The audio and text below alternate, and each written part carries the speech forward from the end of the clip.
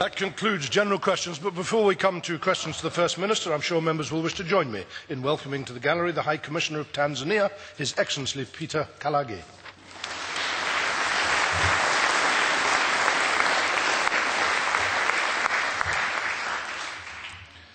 We come now to questions to the First Minister. Question number 1 is from Ian Gray. To ask the First Minister what engagements he has planned for the rest of the day. First Minister. Well, this afternoon I'll be speaking to Keith Anderson, the Managing Director of Scottish Power Renewables.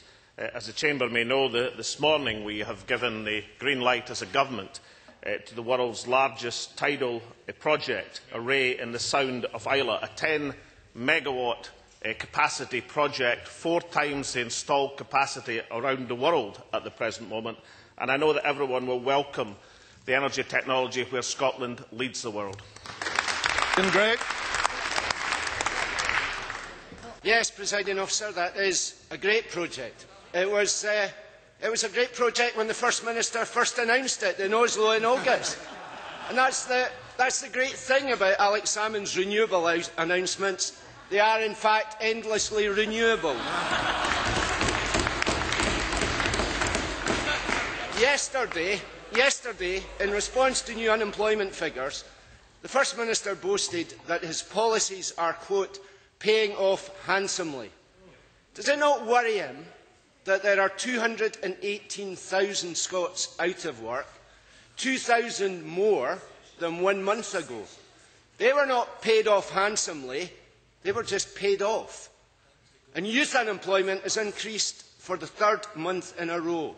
Does the First Minister really think that's something to boast about? First Minister. Well, let's first deal with the tidal array project. What was announced in Oslo last autumn was the agreement, that is the cooperation agreement between Scottish Power and other companies to proceed with the project. 6 months later, that project is now proceeding to construction. And not only does it put Scotland in a world lead in that technology, it's generating jobs across the country. Under the last administration, there were barely 20 energy projects licensed across the entire time of the administration. This is the 40th renewable project which has been licensed and given the go-ahead by the Scottish National Party administration. Now, I am delighted that at last Ian Gray has come to the economy for the first time this year. And his timing's impeccable, because, of course, unemployment is far too high in Scotland, and youth unemployment in particular is far too high.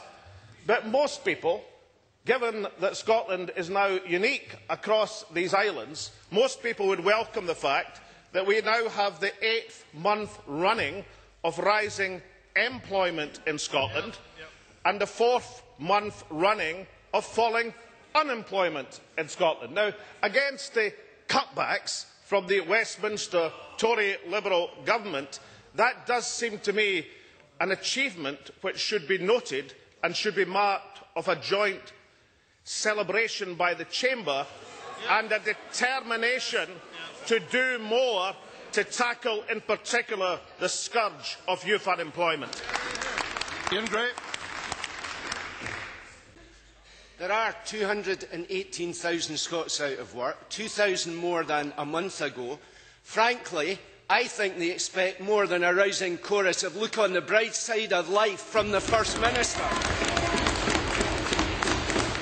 And the First Minister also told us yesterday that the construction sector was booming. When did he last speak to a construction worker? Because they don't believe that, and we didn't believe it either. So we got the official figures. Alex Salmond inherited £1.3 billion worth of construction-ready projects from Labour.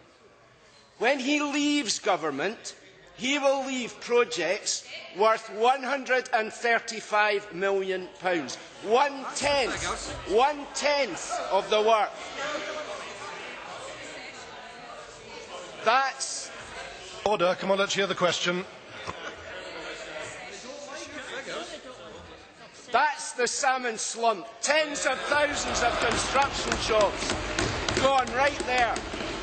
Does the First Minister really think that's something to boast about? First Minister. Right. The official figures. And here Order. I'm not talking about the Andy Kerr figures. I'm talking about the Office of National Statistics. I mean, yesterday, the BBC actually had a debate saying who is right on the unemployment figures. Is it Andy Kerr or is it the Office of National Statistics? On balance, after some thought, I suspect the army of statisticians and economists in the Office of National Statistics might know slightly more about it than Andy Kerr or, for that matter, Ian Gray. You see, on construction employment, I have the official figures here. There are three series of construction employment. At the end of quarter 10 last year, full jobs, workforce jobs in construction, 180,100. 23,400 rise on the year. 14% up on the year. In contrast, across the UK, there was a decline of 1.3%. Now, that rise is substantially due to the wise decision of Mr Swinney to accelerate capital projects. Now, Ian Gray gave us some figures and tried to pretend that were figures of capital projects. What he gave us was the PFI figures.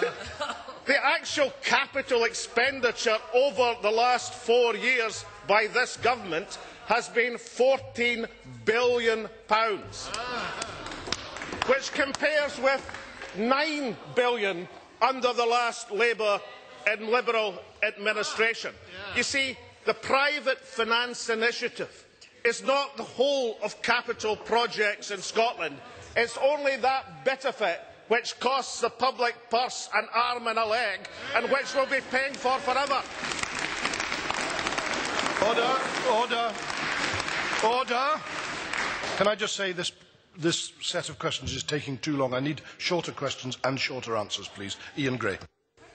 The trouble is, those on the ground who face the reality of unemployment believe none of that. And with good reason. Because his promise was to match Labour brick for brick, but the reality is a futures trust which has yet to build a single school. Order. His promise was to match Labour's teacher numbers. The reality is that he's cut 3,000. His promise was to protect the NHS from Tory cuts. The reality is a cut of 1,500 nursing jobs. Never mind the statisticians. Can he look teachers, nurses and construction workers in the eye and tell them everything is paying off handsomely? First Minister. Well, I think never mind the statisticians is interesting. Never mind the figures. Listen to Andy Kerr and Ian Gray. I think a former maths teacher will understand a 14.3% increase over a year seems to me a quite substantial increase in construction employment. Now, Ian Gray challenges me to match the Labour Party. I would have thought in recent times it's been Ian Gray who's been trying to match the SNP on things like university tuition fees or the council tax, or even yesterday the accident and emergency units, which Ian Gray says he's going to save. We didn't even know you were going to close them again. He's going to his conference this weekend. You don't need a Labour conference to change your policy. All Ian Gray has to do is wake up in the morning. Order. Order, Ian Gray. Here is the figure.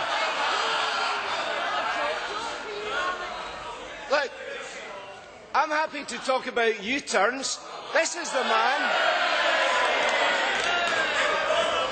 This is the man who promised Scottish students he'd pay off their student debt and didn't do it. A bigger U-turn than Nick Clegg ever carried out. Here is the figure that matters. Alex Salmond inherited East Scotland with lower unemployment than the rest of the country, and he leaves Scotland with higher unemployment than the rest of the country. Why is that? It's because of 4 SNP Tory budgets. That's why The former Tory leader over there once said, let's face it, the next best thing to a Tory government is a government that does what the Tories tell it to do. He was speaking about you, First Minister, wasn't he? First Minister, very briefly, please.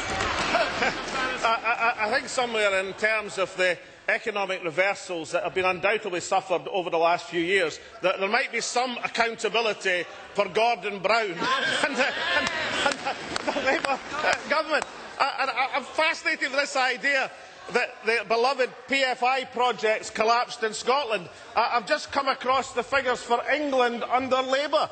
Between 2007, 2008, 2008-2009, in England the value of PFI projects fell by 85%. Because one of the unfortunate things is, during a credit crunch induced by Labour, you can't even deal on the expensive PFI projects because the banks won't advance the money, which is why the £14 billion of capital projects organised by John Swinney as the Finance Secretary has led to 8 months of rising employment in Scotland, 3 months of falling unemployment, which is one reason why the Labour Party will never be trusted with the charge of the Scottish Government ever again. Question to Annabel Goldie. Order. To ask the First Minister when he will next meet the Secretary of State for Scotland. First Minister. No plans to meet the Secretary of State in the near future. Annabel Goldie. Presiding Officer, this week in Scotland, 2 men were convicted of a sickening sexual assault on a woman, and horrifically 2 young boys aged 10 and 6 were forced to observe and participate. These men have received a prison sentence of 6 years. Can I ask the First Minister, how long will they actually serve in jail?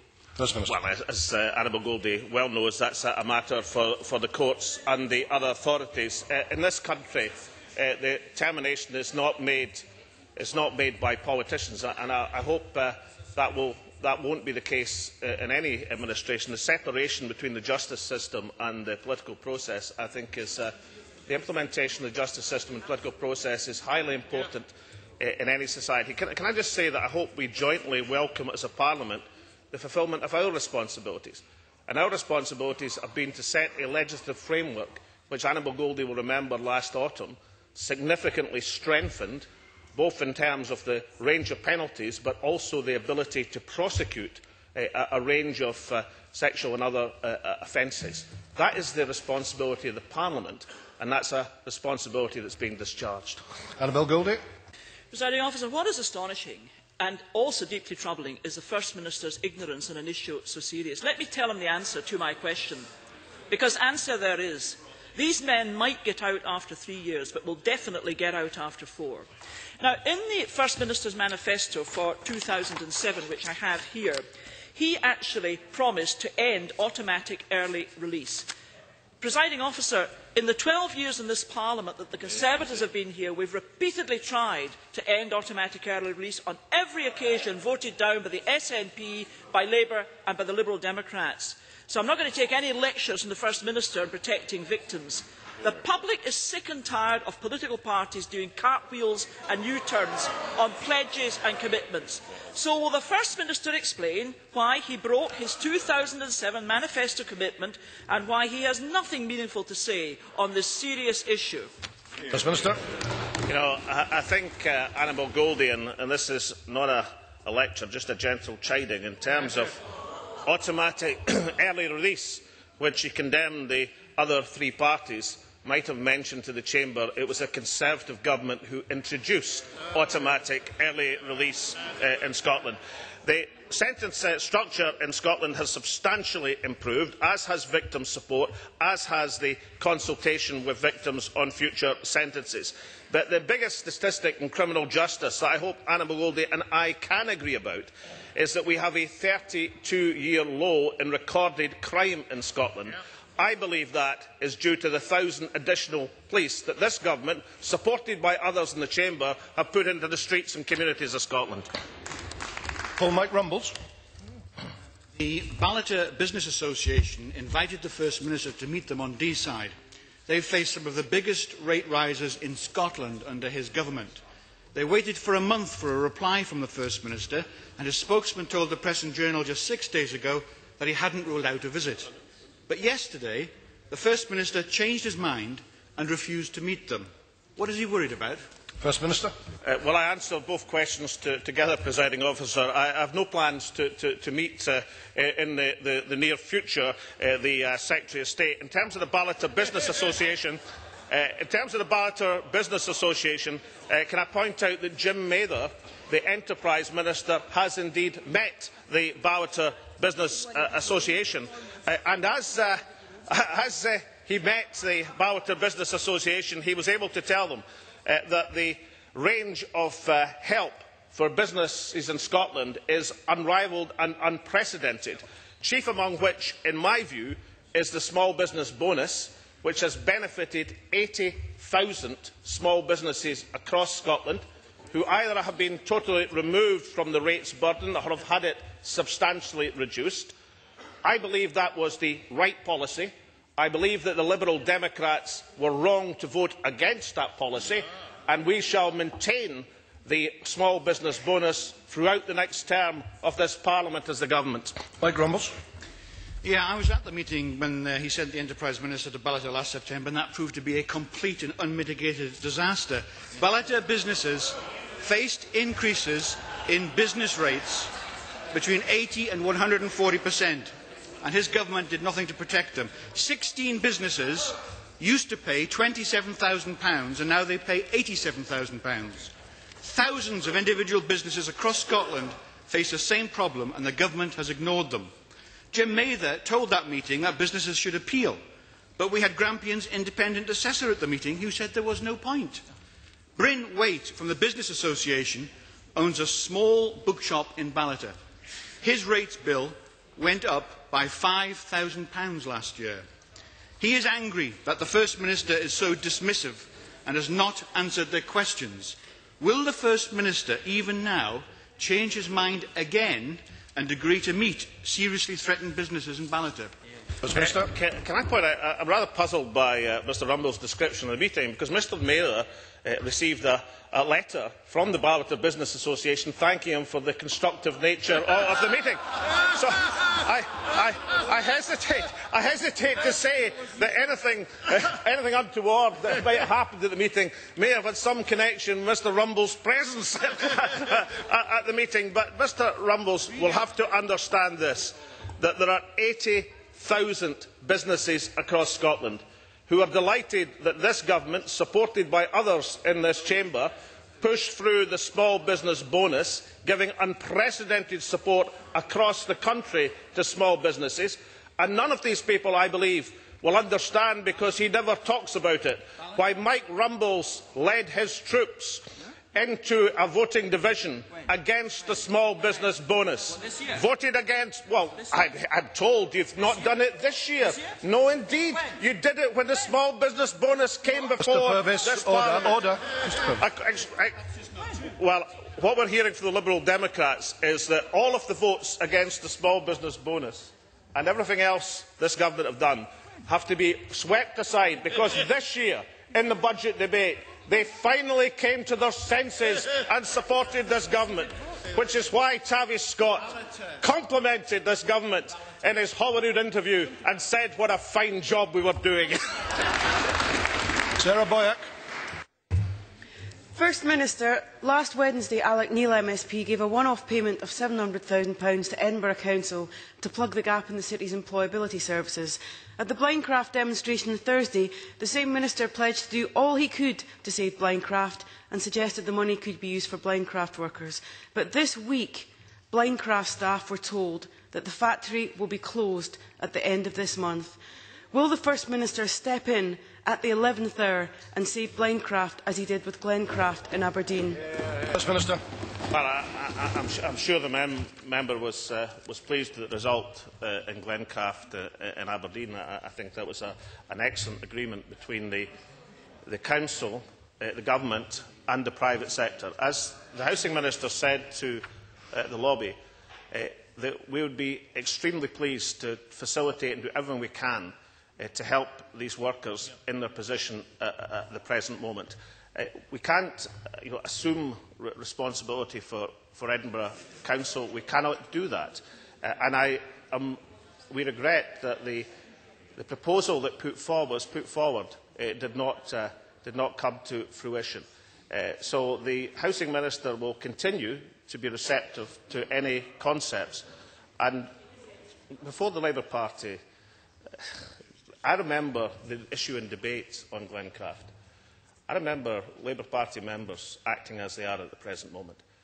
What I fail to remember, actually, is the welcome that came about once action was taken and the jobs were saved, which actually speaks volumes for how the Labour Party regard employment and jobs in Scotland. Something for the politics, but nothing to welcome when achievements are made. Question for Christine Graham. Thank you, Presiding Officer. To ask the First Minister what resources the Scottish Government has put in place to detect and prevent child trafficking. First Minister. We place the highest priority in eradicating this despicable crime and supporting the victims. That is why we give an additional £4 million to the Scottish Crime and Drug Enforcement Agency to help them address trafficking and other organised criminal activities. We have strengthened the support to victims through annual funding of £50,000 for an innovative pilot scheme which will provide guardians to the victims of child trafficking. We have also put in place comprehensive new guidance to support child trafficking and the child protection units. Graham. I thank the First Minister for his answer. Does the First Minister agree that one of the major advances in Scotland is the pioneering multi-agency resources service known as MARS, a child protection hub? The first of its kind in the UK, allowing multi-agency professionals to work together more effectively and to share expertise and best practice. However, as a recent report by the Commissioner for Children and Young People has highlighted, more focused preparation is needed to deal with the specific complex needs trafficked children will have. How does the Scottish Government plan to take forward the key recommendations contained within this very important report? First Minister. Well, the multi-agency resource service is typical of the approach taken by this Government in strengthening the protection and support of our most vulnerable children and young people. The Scottish Government is now providing £500,000 of funding over 3 years to MARS at the University of Stirling. Now, that spirit of partnership and focus on practical solutions will govern how we address these recommendations by the Children and Young People's Commission on Child Trafficking. We have already taken action to address many of the recommendations and will reflect further on all of the findings in the report, and we will be in close consultation with our key partners in trafficking and child protection. Ms Godman. The First Minister will be aware of a report by the Equal Opportunities Committee on prostitution and trafficking, and there have been no prosecutions on child trafficking in Scotland. I know there is a question about numbers, but it seems to me that if one child is trafficked into this country, that is one too many. Given the Government does not fund all the child trafficking voluntary organisations that work at the cold face, what action will the First Minister take to reinforce laws in Scotland to bring forward prosecutions on child trafficking where appropriate? First Minister. Well, the range of actions that I set out in response to Christine Graham, I'm sure will convince the member both of the Government's intent and seriousness. And incidentally, all of these measures rightly have carried the support across this chamber. That applies to the legal framework, it applies to the support to victims, it applies to the comprehensive new guidance on child trafficking and child protection victims, and of course it also applies to the additional funding to the Scottish Crime and Drug Enforcement Agency to help them specifically address an enormous problem. And I absolutely agree with the member that one child in these circumstances is one child too many. Question 5, David Whittam. Thank you, Presiding Officer. To ask the First Minister what discussions the Scottish Government has had with the UK Government regarding end-year flexibility. Minister. Well, the Scottish Government has made regular representations to the UK Government over end-year flexibility, most recently when the Cabinet Secretary for Finance wrote to the Chancellor of the Exchequer ahead of the UK budget. As the member will no doubt be aware, we also joined with the other devolved administrations in Northern Ireland and Wales to make our position clear to the Treasury that we felt their actions were not acceptable. Our consistent view is that any funds intended for use by the Scottish Government for the benefit of the Scottish people should be used for that purpose and not purloined by Her Majesty's Treasury. And I am sure that Mr Whittam will agree with me that this simply underlines the shortcomings of the present financial arrangement and Treasury rules in the United Kingdom and the need for Scotland to assume full responsibility for our financial affairs. David Whitton. Well, I thank the First Minister for his answer, but I don't think he'll expect me to agree with the last part of it. Now, Presiding Officer, in November last year, the Treasury Secretary, Danny Alexander, told the Finance Committee that devolved administrations were not just another Whitehall department and would be treated differently when dealing with end-year flexibility. He said, "We certainly don't intend we would take away underspends at the end of any given year." But in true Liberal style, he's now done an amazing U-turn when, in a letter to John Swinney on February 28, he says, "I have decided to abolish the end-year flexibility scheme and cancel all existing stocks. This decision applies equally to UK departments and in devolved administrations." Presiding Officer, this will cost Scotland around £23 million.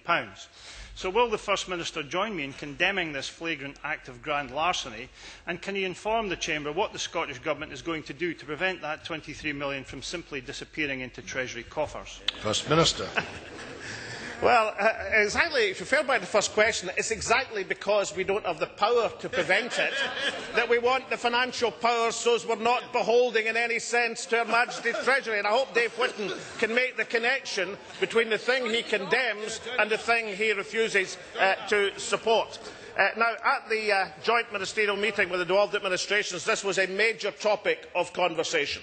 In terms of justice, we put forward to the Deputy Prime Minister, drawing to his attention the quotes that David Whitton has put forward from Danny Alexander and the reversal of the UK Government's position.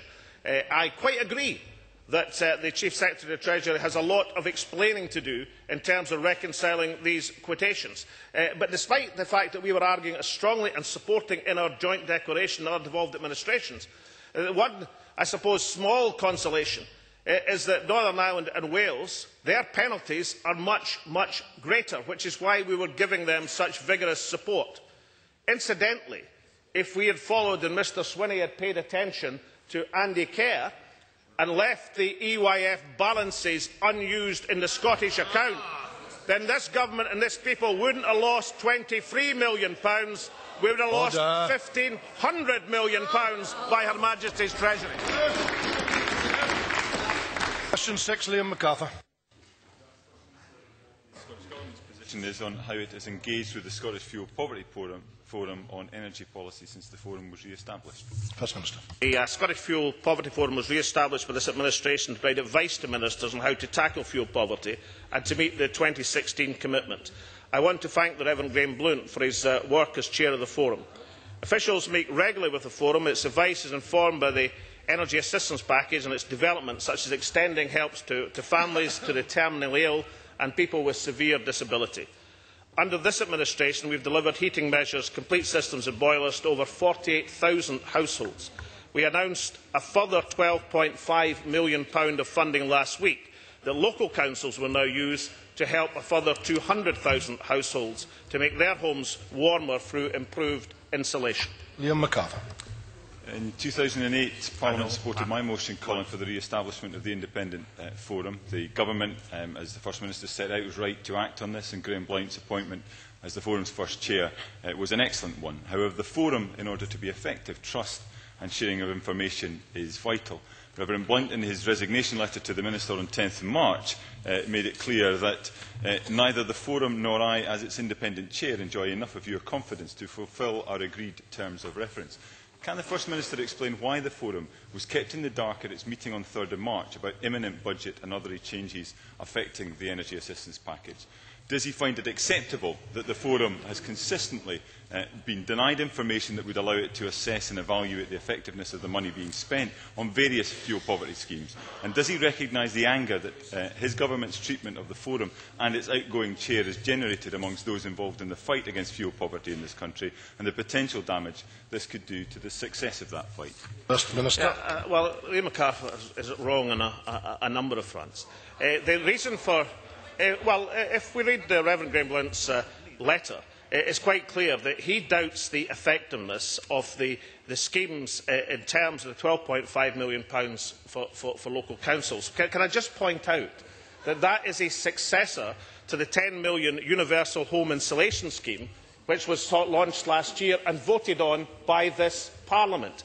that the argument about the targeting as against a widespread scheme like that is a perfectly legitimate debate to have. But this Parliament decided last year to implement such a scheme, and most people would argue it is welcome that that scheme was extended in the coming year. Now, it was the second period of misinformation from Liam MacArthur is, of course, the idea that this had an impact on the central programme. That is not true. It was an additional announcement for local government in the Universal Home Insulation Scheme. Now, it is true, of course, that many people in this area are deeply worried about the budgetary position. And of course, given the £1,300 million cutback in the Scottish budget, it could hardly be anything other than that. But I suppose that some people will at least conclude that the sustaining of the energy efficiency package and various schemes that is happening in Scotland is a world away from the 69% reduction in the equivalent schemes carried through by the Liberal Democrats in office south of the border. Bob Doris. Thank you, Presiding Officer. I would also like to thank Reverend Graham Blunt for his work in conjunction with the Scottish Government to alleviate fuel poverty. But we do remain at the mercy of rising energy prices and a UK Government which seems determined to punish the poorest on welfare changes. Does the First Minister not agree that if the Liberal Democrats are seriously committed to reducing fuel poverty, then they must persuade their UK colleagues to take action on these fronts, or give this Parliament the powers to act for the poorest in society? First Minister. Well, I do agree with that, and given that there are some limited, isolated, discordant notes in the Chamber, can I just point out that the figures on reductions of the energy scheme in England are from £350 million to £110 million, a 69% reduction, which I think most people would argue, which is why, despite the issue and the requirement that we all have and wish to do more, that people are encouraged that we have managed to sustain action in Scotland, even against the cutbacks being inflicted in this nation from Westminster. And I suppose the only dividing line is there are those of us in this Parliament and a majority in this country who are soon going to take the opportunity to do something about that. That concludes questions to the First Minister. Could I remind members that we will now move to members' business?